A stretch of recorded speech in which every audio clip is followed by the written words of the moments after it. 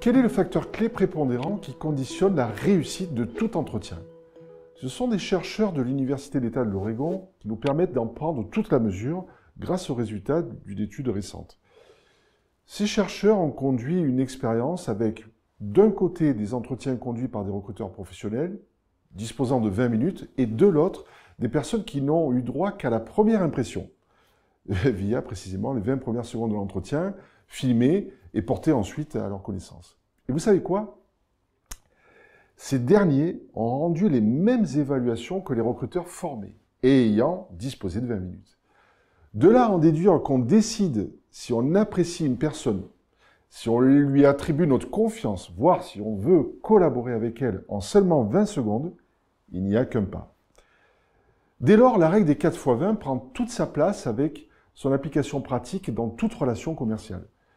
L'attitude générale, à travers le non-verbal, le physique, les vêtements, le niveau d'énergie, les expressions du visage, le langage corporel dans son ensemble, mais aussi le verbal, avec l'intonation de la voix, la puissance vocale, son rythme associé.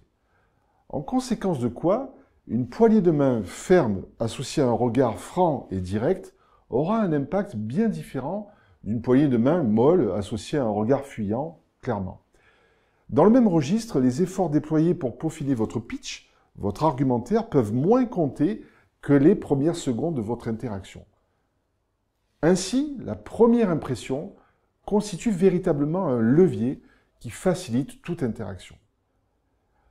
Quand bien même vous déployez en cours d'entretien de vente des arguments solides, un diaporama splendide, vous ne pourrez presque jamais faire oublier une mauvaise première impression.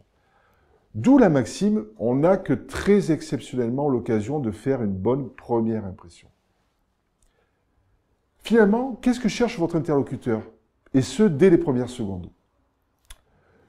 D'une part, cerner votre degré d'assurance, avec son contraire en nervosité, et d'autre part, votre degré d'intérêt, avec son contraire ennuyeux. Notre cerveau se faisant des idées radicalement différentes à partir de quelques indices seulement, si vous maîtrisez les 20 premières secondes de votre interaction, les 20 premières minutes s'en trouveront naturellement facilitées. Et vous, comment procédez-vous pour optimiser vos 20 premières secondes d'entretien? De quels outils pouvez-vous nous faire part? Vos commentaires, comme d'habitude, serviront à étoffer les connaissances et la pratique autour de ce sujet si essentiel. Au plaisir d'interagir trop prochainement avec vous.